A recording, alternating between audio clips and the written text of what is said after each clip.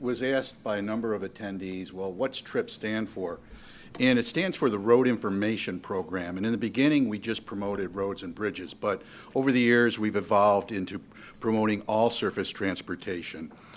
We're started in 1971, and we'll be celebrating our 50th anniversary in 2021. We're supported, just as a little background, by voluntary tax-deductible contributions from the highway construction industry, transportation industry. Our budget's about $1 million. Half of that comes from contractor chapters around the country. The other half comes from national associations and their individual members. And it includes the aggregates, the asphalt, the concrete, surety bonding. Really a cross-section of the industry is involved with us and also represented on our board of directors. Here in California, we have 3 directors helping to represent the transportation construction industry. Tom Foss of Griffith Companies, who's been on our board for a number of years. Brian Dowd, who represents Granite, and also Tom Brown down in San Diego, who represents Sierra Pacific. Also, I might add that AGC's president this year, Mark Knight, is a past chairman of TRIP, who's been involved with TRIP since 2002, and even though he's a past chairman like your presidents, we still have him active in what we're trying to accomplish around the country. One of our main points is the credibility. Often, some of the organizations we work with are surprised that the news media shows up to our news conferences. And largely, it's by the credibility we've built up over the past 45 years. We don't lobby. We don't really editorialize on what needs to be done. But we capture or package mostly government agency data in reputable college or university data that we package to tell the story that the highway and transportation construction industry would like to see in the news media. Optics are very important, so at our news conferences we try to, for the most part, get non-construction industry voices to deliver our messages. So at many of the news conferences that we have around the country, it's maybe hosted by a regional chamber of commerce, AAA clubs are involved, regional governments, and occasionally we'll hold it at a DOT. Now, in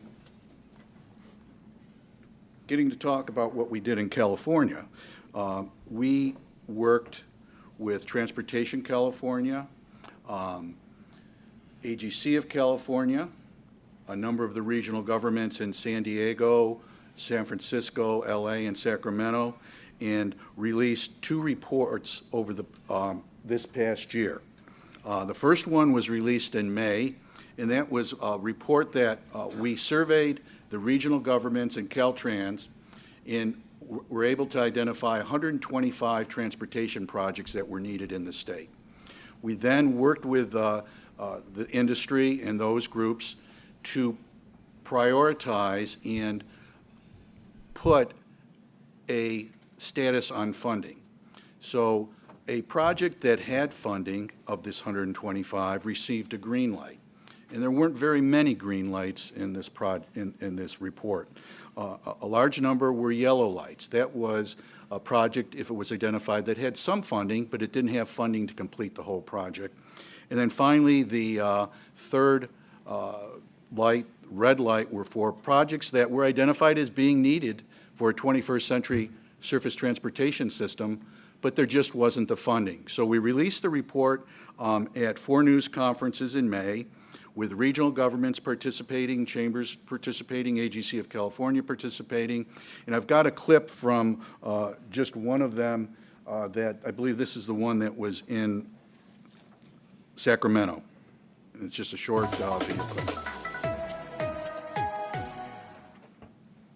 From the gridlock, the traffic is insane here, to the wear and tear. Raggedy roads, terrible roads. I think the city should buy me a new car. Commuters are noticing the poor conditions of Sacramento's roadways. Motorists in California bear the expense of additional vehicle repairs due to bad roads. That's only magnified today with the release of a new report by TRIP, a national transportation research group. Unfortunately, too many of the transportation projects critical to Sacramento's future have yellow and red lights. That means 15 key projects in the area are unfunded or only have partial funding available by 2020. We were very, very happy to see that the TRIP report confirmed what we knew here locally, that 42% of the roadways in Sacramento County are in poor condition. Some of the projects mentioned in the report: the construction of bus and carpool lanes from Richards Boulevard to I-5, a new bridge over the Lower American River, and construction of a downtown riverfront streetcar system. So of the large cities in California, we're really lagging. Statewide, more than 5 billion transportation projects are unfunded,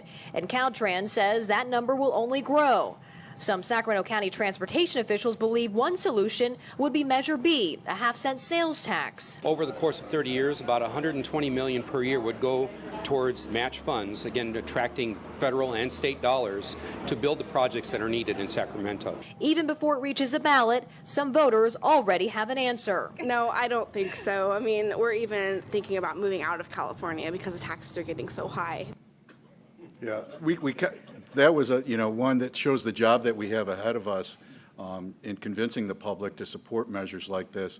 We released this report not only to help support the initiative in Sacramento and some of the other urban areas, but it was really our primary focus was to try to help get a funding deal packaged passed in the legislature. We followed up in August with our by the numbers report, and this is more of a consumer report. We're able to put a price tag on what the average motorist in these urban areas wastes sitting in congestion, driving over roads that need repair, and where traffic crashes were caused, where roadway features may have played a role. This one actually generated, I think, let's see, more than 40 TV and radio broadcasts and 36 print and internet articles when it was released. And again, the timing was determined by the highway and transportation construction industry, and that's why it was released in August. And just a brief clip from Los Angeles.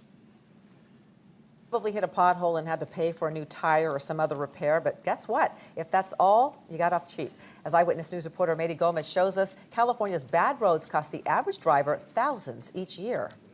We still don't have the money we need to maintain the existing system. It's a problem across the state. Roads in desperate need of repair. Caltrans says there is a $5.7 billion need for maintenance projects that have no funding. The report found that here in the Los Angeles area, 60% of the major roads in the region are in poor condition.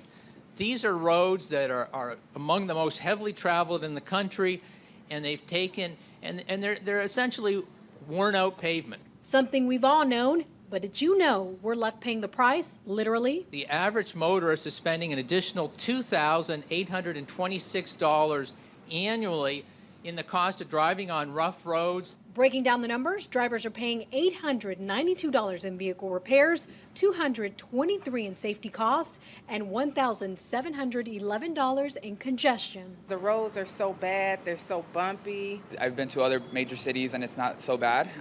So, I'm a local and I definitely don't like it. So hopefully they improve.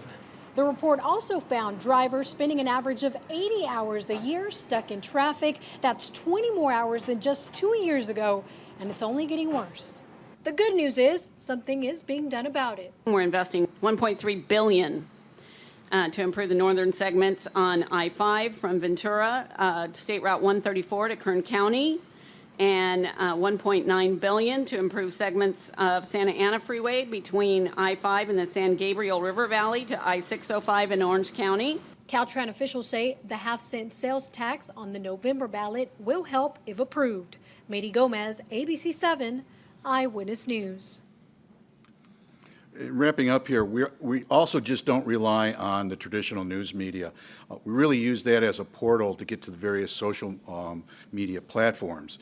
And often when we release these reports, the groups we work with then tweet the findings of the reports and also the news coverage. So for example, when we released this latest report, the California League of Cities, tweeted a series of 10 customized tweets that day focusing just on the report, as did the television stations and some of the radio stations that did that. We've got one more report we're going to release this year. It's actually a national report. We released it last time was in June of 2015, and it rates the cities across the country for those with the worst pavement conditions. And once again, California's four major largest urban areas, San Diego, San Francisco, Sacramento, and San Jose is included as well, are in the top 20 for the worst pavement conditions across the country.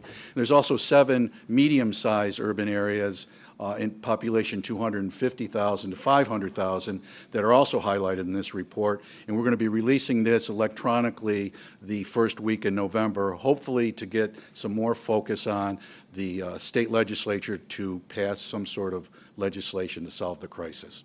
All this is made possible with the support of AGC through its association contribution and also through the industry advancement funds that they manage. And it allows us to do all of this work, not only in California, but also in our national program as well. Thank you.